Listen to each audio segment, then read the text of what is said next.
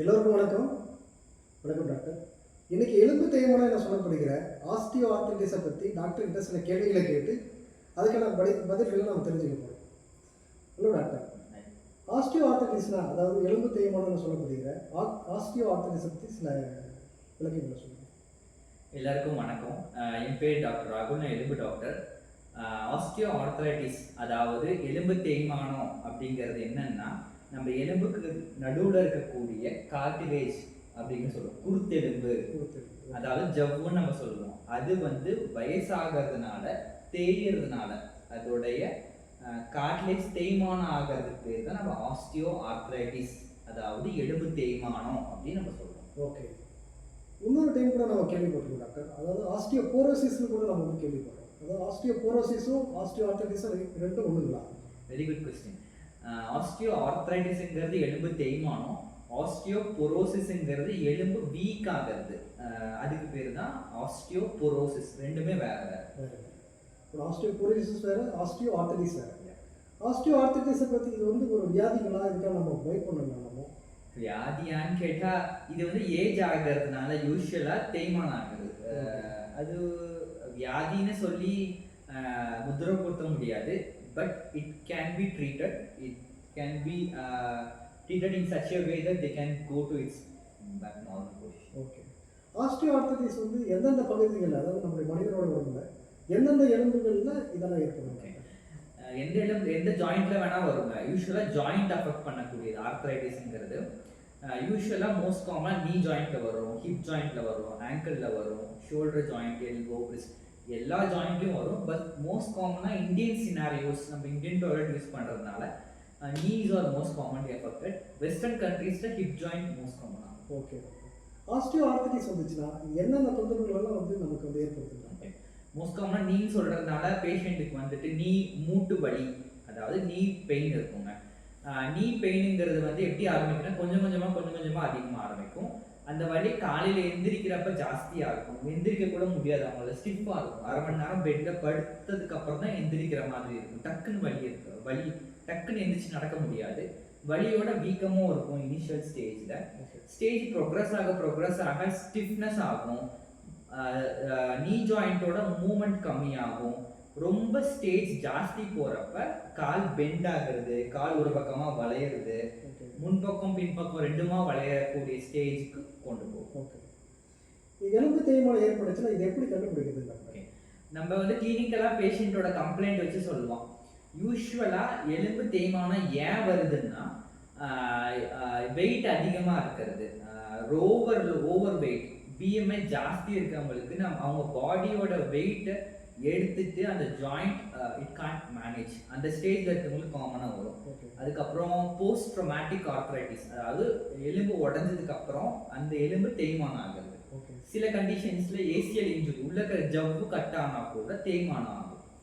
அது இல்லாமல் ஃபேமிலி ஹிஸ்ட்ரியாக அவங்க வீட்டில் அவங்க அப்பா அம்மாவுக்கு இருந்துச்சுன்னா அவங்களுக்கும் வரதுக்கு வாய்ப்பு இருக்குது. லாங் ஸ்டாண்டிங் ஒர்க் பண்ணிட்டு இருக்கவங்களுக்கு அதிகமாக வரும். அதுக்கப்புறம் லெஸ் தென் 50 இயர்ஸில் மேல்ஸ், ஆண்களுக்கு ஜாஸ்தியாக வரும். மோர் தென் 50 இயர்ஸுக்கு ஃபீமேலுக்கு ஜாஸ்தியாக வரும். இப்படி இருக்கவங்கள கிளினிக்கலாக நம்ம அவங்க சொல்கிற சிம்டம்ஸை வச்சும் எக்ஸாமினேஷன் நம்ம பண்ணி அவங்க கால் வளைஞ்சிருக்கிறது எந்த அளவுக்கு இருக்குது. யூஸ்வலாக நான் கிளினிக்கலாக பார்க்குறப்ப அவங்களுக்கு இந்த இடத்துல தொட்டு பார்த்தா வலி ஜாஸ்தியாக இருக்கும், அவங்க மூமெண்ட் கம்மியாக இருக்கும், கால் பெண்டாக இருக்கும், ஒரு பக்கமாக இப்படி பெண்டாக இருக்கும், இல்லைன்னா இப்படி பெண்டாக இருக்கும். இது மூலியமாக நம்ம கண்டுபிடிக்கலாம். இந்த ஆஸ்டியோ ஆர்த்ரைட்டிஸ் அதாவது எலும்பு தேய்மானம் வந்துருச்சுன்னா இது எந்த மாதிரியான ட்ரீட்மெண்ட் ஆப்ஷன்ஸ் இருக்குங்க? ட்ரீட்மெண்ட் போகிறதுக்கு முன்னாடி நம்ம ஃபஸ்ட்டு கண்டுபிடிச்சிட்டோம் கிளினிக்கலாக. பட் ரேடியோகிராஃபிக், அதாவது எக்ஸ்ரேஸ் ஃபஸ்ட்டு எடுக்கணும். 2 காலையும் 2 முட்டியுமே நம்ம நிற்க வச்சு எக்ஸ்ரே எடுக்கிறது நல்லது. நிற்க வைக்கிறது மூலியமாக பாடி வெயிட் இறங்கும், எந்த அளவுக்கு எலும்பு தேஞ்சிருக்குங்கிறது அக்யூரேட்டாக நம்மளால சொல்ல முடியும். ஒன்று, அது எதுக்காக சார் நம்ம எக்ஸ்ரே பண்ணணும்? சும்மா எல்லாரும் போகிறாங்க, வலி ஹாஸ்பிட்டலுக்கு போனால் எல்லா டாக்டர்ஸும் எக்ஸ்ரே எடுங்கன்றாங்க. ஏன் எடுக்கணும் அப்படின்னு கேட்டிங்கன்னா, நம்ம ஸ்டேஜிங் பண்ணணும். ஏன் ஸ்டேஜிங் பண்ணணும்னா, இதில் 4 ஸ்டேஜ் இருக்குங்க. ஸ்டேஜ் 1, 2, 3, 4. ஓகே, ஸ்டேஜிங் பண்ணி என்ன பண்ண போகிறீங்க? ஸ்டேஜிங் பண்ணி அது பேஸ் பண்ணி ட்ரீட்மெண்ட் ஆப்ஷன்ஸ் இருக்குங்க. ஸோ எக்ஸ்ரே பேசிக்காக நம்ம எடுக்கணும். ரெண்டாவது ஸ்கேனோகிராம் அப்படின்றக்கூடியது. இந்த ஹிப் ஜாயிண்ட்லேருந்து நம்ம நீ ஜாயிண்ட் ஆங்கிள் ஃபுல்லாக கவர் ஆகிற மாதிரி ஒரு எக்ஸ்ரே எடுப்பாங்க. ஃபர்தர் ட்ரீட்மெண்ட்ஸ்க்கு தேவைப்பட்ட சிடி ஸ்கேன் எடுக்கிற மாதிரி இருக்கும். ஓகே. யூஸ்வலாக நம்ம எம்ஆர்ஐ ஸ்கேன் எடுக்கிறது இல்லை, but in some cases if we want எடுப்போம். ஓகே. எடுத்ததுக்கு அப்புறமா ஸ்டேஜிங் பண்ணுவோம். ஸ்டேஜ் 1, 2, 3, 4. அதை எப்படி சார் பண்ணுவீங்க? எக்ஸ்ரேல பார்ப்போம். 2 எலும்புக்கு நடுவில் எவ்வளோ ஸ்பேஸ் இருக்குது, எந்த அளவுக்கு மெயின்டைனாக இருக்குது, ரொம்ப கம்மியாக இருக்கா, இல்லை எலும்பு மேலே எலும்பு உட்காந்துருக்கா அப்படின்னு நம்ம பார்த்து ஸ்டேஜிங் பண்ணதுக்கு அப்புறமா ட்ரீட்மெண்ட் ஆப்ஷன்ஸ் இருக்குது. Starting from lifestyle modification. Okay. Lifestyle மாடிஃபிகேஷன்னா மெயினாக வந்து வெயிட் கம்மி பண்ணணும். நான் ஃபஸ்ட்டே சொல்லிட்டேன், வெயிட் ஜாஸ்தியாக இருக்கிறது தான் பிரச்சனை. அப்போ வெயிட் கம்மி பண்ணிங்கன்னா லோடு கம்மியாகும், ஆட்டோமேட்டிக்காக அவங்களுக்கு வலி கம்மியாகும். ஃபஸ்ட் இம்பார்ட்டன்ட் ட்ரீட்மெண்ட்னா வெயிட்டை கம்மி பண்ணணும். ஓகே. அதுக்கப்புறம் வந்துட்டு நீங்கள் படி ஏறி இறங்குறது கம்மி பண்ணணும். கால் மடித்து கீழே அந்த காலத்தில் சொல்லுவாங்க, கால் மடித்து கீழே உட்காந்து நீங்கள் சாப்பிட்டா தான் உடம்பு ஆரோக்கியம். நீங்கள் கால் மடித்து எவ்வளோ சீக்கிரம் அதிகம் உட்காடுறீங்களோ அவ்வளோ சீக்கிரம் எலும்பு தேய்மானம். அப்புறம் இந்தியன் டாய்லெட் நம்ம யூஸ் பண்ணுறோம். நம்ம இந்தியன் பீப்புள்ஸ்க்கு ஏன் மோஸ்ட் காமன் ஆர்த்தரைட்டிஸ் வருதுன்னா இந்தியன் டாய்லெட் யூஸ் பண்ணுறதுனாலையும் தான். ஓகே. ஸோ அது கம்போர்ட் யூஸ் பண்ணுறது, வெஸ்டர்ன் டாய்லெட் யூஸ் பண்ணுறது மூலிமா, லைஃப் ஸ்டைல் மாடிஃபிகேஷன்ஸ் பண்ணுறது மூலிமா நம்ம ஃபர்தர் ப்ரோக்ரஷன் ஆஃப் ஆர்த்தரைட்டிஸை கம்மி பண்ணணும். நான் சொன்ன மாதிரி இது ஆர்த்தரைட்டிஸ் இல்லை, நம்ம ஏஜ்னால தான் நம்ம ஏஜ் கம்மி பண்ண முடியாது. உங்களுக்கு விளம்பி வந்திருக்கு, ஏன் விளம்பி வந்திருக்கு? வயசாகிறது. ஸோ வயசாகிறது கம்மி பண்ண முடியாது, இன்னும் ஃபர்தராக ப்ரோக்ரஸ் ஆகிறது நம்ம கம்மி பண்ணிக்கலாம். ஓகே. லைஃப் ஸ்டைல் மாடிஃபிகேஷனுக்கு அப்புறமா physiotherapy exercises, specific muscle strengthening exercises நம்ம பண்ணுறது மூலிமா, விஎம்ஓ ஸ்ட்ரென்த்னிங் எக்ஸசைசஸ் சொல்லுவோம்.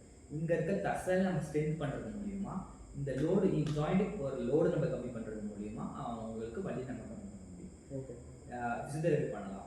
அதுக்கப்புறமா வந்துட்டு நம்ம ஃபர்தராக போகும்பொழுது ஜாயிண்ட் டேப்லெட்ஸ் நம்ம கொடுக்கலாம், கொலாஜன் சப்ளிமெண்ட்ஸ் நம்ம கொடுக்கலாம், மெடிசன்ஸும் ட்ரை பண்ணி பார்க்கலாம். அதுக்கு அடுத்த ஸ்டேஜ் வந்து நம்ம இன்ஜெக்ஷன்ஸ் கொடுக்கலாம். ஸ்டிராய்டு இன்ஜெக்ஷன்ஸ் நம்ம சொல்லுவோம், ஜாயிண்ட்டுக்குள்ளே இன்ஜெக்ஷன் கொடுக்கணும். ஓகே. ஸ்டிராய்டுனாலே எல்லாரும் பயந்துக்கிறாங்க, ஓ ஸ்டிராய்டா அப்படின்ட்டு. இல்லை, நம்ம லோக்கலாக கொடுக்குறத பெரிய சைட் எஃபெக்ட்ஸ் எதுவும் இருக்கிறது இல்லை, பட் ப்ராப்பர் ஸ்டெரில் கண்டிஷன்ஸில் கொடுக்குறப்ப அதுக்கும் ரிசல்ட்ஸ் இருக்குது. அப்புறம் பிஆர்பி இன்ஜெக்ஷன்ஸ் நம்ம கொடுக்கலாம். ஓகே. ஸ்டெம் செல் தெரப்பிஸ் எல்லாம் இருக்குது. ஓகே. இது எல்லாமே வந்து ஸ்டேஜ் 1, 2 ஆர்த்தரைட்டிஸ் இருக்கவங்களுக்கு exercises, lifestyle modifications, injections, tablets. Okay. இப்போ ஸ்டேஜ் 3, ஸ்டேஜ் 4 போகிறாங்க. இப்போ வந்து ஃபார் எக்ஸாம்பிள் இப்போ உங்களுக்கு 30 இயர்ஸ்னு வச்சுக்கோங்க. ஓகே. 30 இயர்ஸ் உங்களுக்கு எலும்பு தேய்மானம் ஆயிடுச்சு. உங்களுக்கு அந்த ஸ்டேஜில் நீ ரீப்ளேஸ்மெண்ட்டுங்கிறது இட்ஸ் அக்ரெசிவ் சர்ஜரி உங்களுக்கு பண்ணுறது. அந்த மாதிரி ஸ்டேஜில் இருக்கிறவங்களுக்கு நம்ம ஹை டிபியல் ஆஸ்டியோட்டமின்னு ஒரு சர்ஜரி இருக்கும். அப்படின்னா என்னென்னா எலும்போட ஆக்சிஸை நம்ம டீவியேட் பண்ணி அதோட லோடு ஈக்குவலாக டிஸ்ட்ரிபியூட் பண்ணுற மாதிரி ஒரு சின்னதாக ஆப்ரேஷன் பண்ணி பிளேட் ஸ்க்ரூஸ் போட்டு எக்ஸ்ட்ரா எலும்பு எடுத்துட்டு கால் சரி பண்ணுவோம். அது வந்து ஹை டிபியல் ஆஸ்டியோட்டமின்னு நம்ம சொல்லுவோம். ஓகே. ஓகே, இதெல்லாம் வந்து யங் ஏஜ்.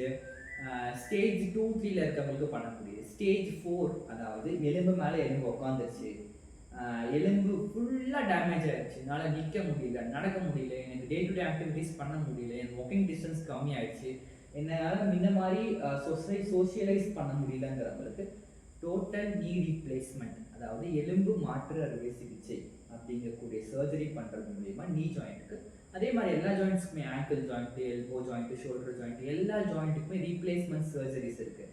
எல்லோரும் பயந்துக்கிறாங்க, நீ ரீப்ளேஸ்மெண்ட் தான் எடுத்துகிட்டு ஏதோ வைக்கிறது இல்லை. எந்த எலும்பு உடஞ்சிருக்கோ, எந்த எலும்பு தேய்மானம் ஆகிருக்கோ அந்த பகுதியை மட்டும் கட் பண்ணி எடுத்துட்டு உள்ள மெட்டல் போடணும். ஸோ உங்களுக்கு அந்த மூமெண்ட் வந்து பிரச்சனை என்ன? வலி. வலி ஏன் வந்துச்சு?